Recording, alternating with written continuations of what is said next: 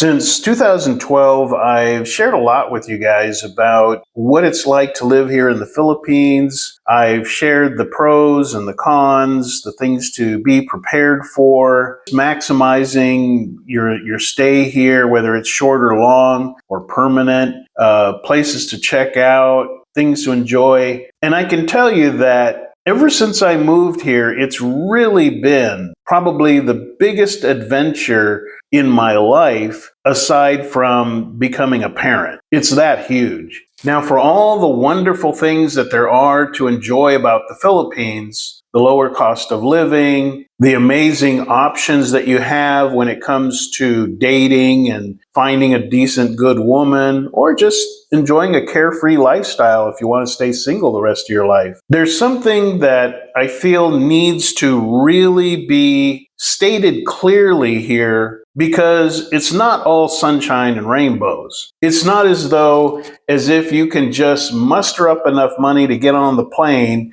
and land in the Philippines, your life's just going to be awesome. It's not that simple. Like anything else, there's an expectation on you in order to enjoy the life that many of us enjoy here in the Philippines for retirement. And I'll preface what I'm about to say with this statement. Not everyone has the skill set required to be an expat. Now, going on a vacation, yeah, okay. Some international travel for just 2-3 weeks, that's pretty much easy peasy. But when you're talking about moving permanently to any other country that you're not familiar with, doesn't matter whether it's Thailand, Vietnam, Colombia, Philippines, if you're going to permanently retire or live long term in another country, there's a certain skill set you must have, or you will guaranteed at the minimum suffer some great loss, and you might end up even crashing and burning to the point that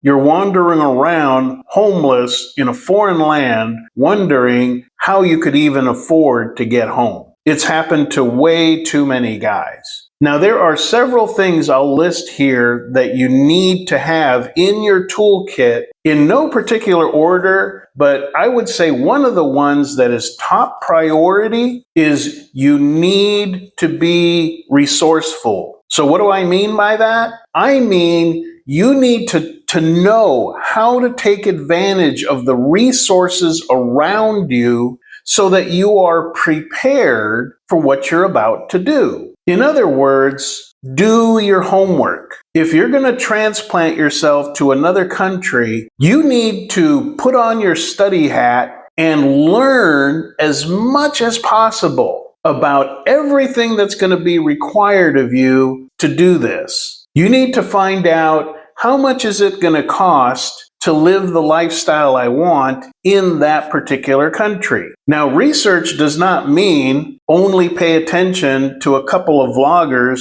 who tell you you can live in the Philippines for $500-600 a month. You're going to be unprepared for real life when you get here if you have that cherry-picked idea in your head, because there's a big difference between surviving and actually enjoying life in any country. So you've got to be resourceful. Check out and find out who are the long-term expats and sources and experts in the country that you're thinking to live in. I have not spent any time in Thailand. I will probably, my wife and I, visit here within the next year. But before I book a flight, I am going to find out who are the top vloggers with the best reputation living in Thailand, and I'm going to check out their videos specifically on how much does it cost? Are there areas of town I should avoid? Are there certain things I should or should not say? For instance, don't talk bad about the king in a public area. That much I know. And even when I'm bouncing from island to island over the years, I will go to Google Maps, great resource by the way, and for instance, prior to moving to Dumaguete, I looked at the map. I was in Moalboal at the time, and I thought, well, here's a city south of me. I'll just catch the ferry and ride over there. And I looked at the Google map I looked at where the ferry was. I found out how much it cost. I looked at the street view for Dumaguete to just kind of get a feel for what the city layout was. I got about 3 or 4 different options for a hotel that I could just crash in the first night that I got there. I looked up where the immigration office was. Anything of importance, I absorbed all the information I needed about where I was going before I got there. Some guys are really not equipped with the skill set to survive in another country. And if they're not, they better learn. And this is why I say, do your homework, listen to people who have done it for years, and learn from their experience. Get the skills you don't have. Get the information you don't have. Now, another thing a person needs in order to truly do well in another country, and this somewhat ties into the homework part, is having the money to do it. Now, you would think this is a no-brainer, but you would be amazed how many times I have heard of a traveler, not just to the Philippines, but to India, where people just fly into another country with one credit card or one debit card, only to realize their bank is not going to process it because they didn't let the bank know they were going to be on vacation in another country. Or they went with one card and the ATM machine ate it. That was their one and only connection to their money. They didn't set up any remittance accounts to send themselves money as a backup. They didn't have, say, 2 or 3 debit credit cards to access their money. You should have multiple ways of accessing your money.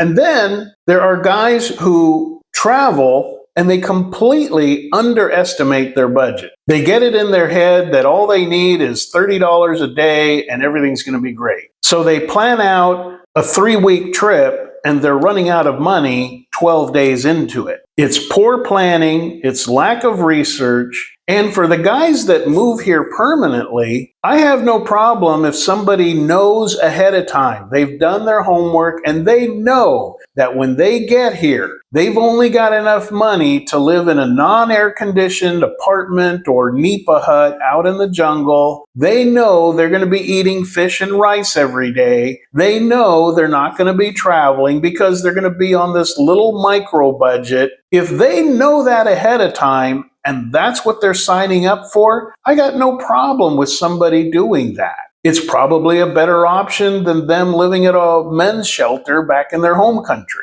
But when a person comes to the Philippines and he's only got $600 a month coming in, but he thinks he's going to have a nice apartment, travel around, take women on dates, have real air conditioning, and go out to eat, he's going to have a hard blast of reality when he gets here.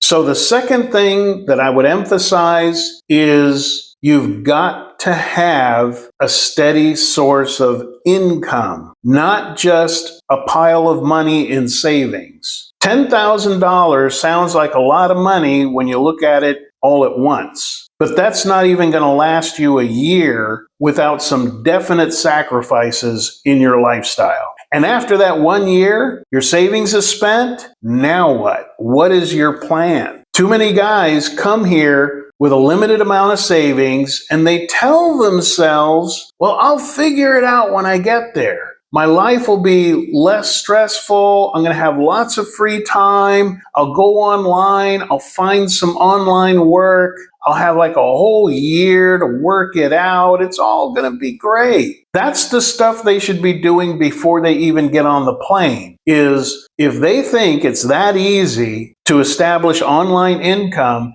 do it before you come here. Have that online income coming in before you come here. I know of a guy last year contacted me right about May, and he wasn't asking me for money. He was just asking me for advice on where to look for remote jobs and such. Well, he moved to the Philippines with roughly a little over a year's worth of savings, and he was sticking to his budget, but he contacted me around May of last year, and he said, well, I've done the math. He said, I've got enough money to last me till August. So we're talking June, July, August, 3 more months. He goes, if I don't figure out some online income, I'll have just enough money in August left over to buy a plane ticket to go back to the States and go to work. So we brainstormed a bunch of online ideas that he was going to look into. He then updated me right around July.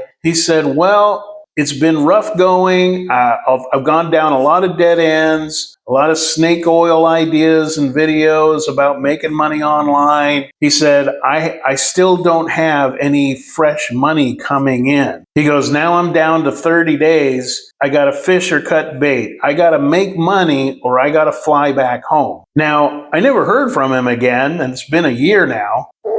If he had found some online income, I'm sure he would have been excited to share the news and say, hey, I worked out this gig. It's all going to be great. I'm staying in the Philippines. I never heard from him again. So I can only imagine his money ran out and he had to go back to the States. I'm hoping that's what he did. So you got to be resourceful. You got to be willing to learn from people who have experience. You got to have a real plan for income that you can live on. Monthly fresh income, not just living off savings. That's gonna run out. Social skills, specifically when it comes to dating women. Now, I feel for these guys because I've been there. I spent the majority of my life in the United States married. So I wasn't out dating in the United States, but I did spend about 8 years in the States dating. But I had gotten married in high school, and I was almost 30 when I found myself single and divorced. I had no dating experience. I know what it's like to go like a lamb to the slaughter right into the dating arena. But I learned. I fortunately had a buddy who was basically a lady killer. And I asked him all kinds of questions. And so I learned. I learned from somebody else that knew and knew how to deal with women in a productive, good way. He had more women coming at him than he had time for. But too many guys don't have that kind of buddy. And so they go from not having had a date in 5 or 6 years with a woman that wasn't somewhat crazy to coming to the Philippines and at some point realizing he could go on a date 4, 5, 6 times a week. It is truly the land of milk and honey when it comes to the dating atmosphere in the Philippines. The culture is different. It's far more friendly. It's easier to meet people. It's easier to meet women. And then you throw in to the mix the dating sites, which are horrible, by the way. Just stay off the dating sites. But you get these guys who don't want to approach a woman. They start meeting up with women that they met on the dating sites, women who are talking to 10, 20 other guys. And then they wonder why it turns into complete chaos and heartbreak. And the one thing that would help them the most is to be patient. Take it slow. Know what you want. I've been saying this for over a decade. Know what you're looking for so you'll know it when it crosses your path. So write it down. I want a woman who is patient, kind, not materialistic. Whatever your list is, write it down. And when you run into and start dating Filipinas, what too many guys do is they go, well, she's a warm body, she smiles, and she's female. I'm going to stick with this. And then they accept whatever problems, issues, and incompatibilities come along with it. Instead of making a decision, she's nice and everything, but she's not the woman I'm looking for. I'm going to move on. I'm going to date someone else. I'm going to end this. They don't have the patience or the self-control and discipline to do that. But if they would be patient and take things slowly, they could learn without taking so many emotional and financial hits. Now, I'm not trying to discourage you from coming to the Philippines. I'm simply giving a reality check that if you plan on coming here, be prepared. Have the skill set so that you can not only survive, but you can truly enjoy an abundant, relaxing, stress-free life here. But in order to enjoy those spoils, you've got to have your act together. As many guys say, have your head on a swivel. What I call being circumspect. To be circumspect means to be fully aware of your surroundings. All the different factors involved that might affect you, you're aware of them. Whether it be issues related to money, or to dating, or to pragmatics, like where do I buy my groceries? Where do I get clean water? What do I do during a brownout? Where's the immigration office? Because for the guys who don't do their homework and aren't prepared to learn skills that they're not good at, it's just simply not going to end well for them.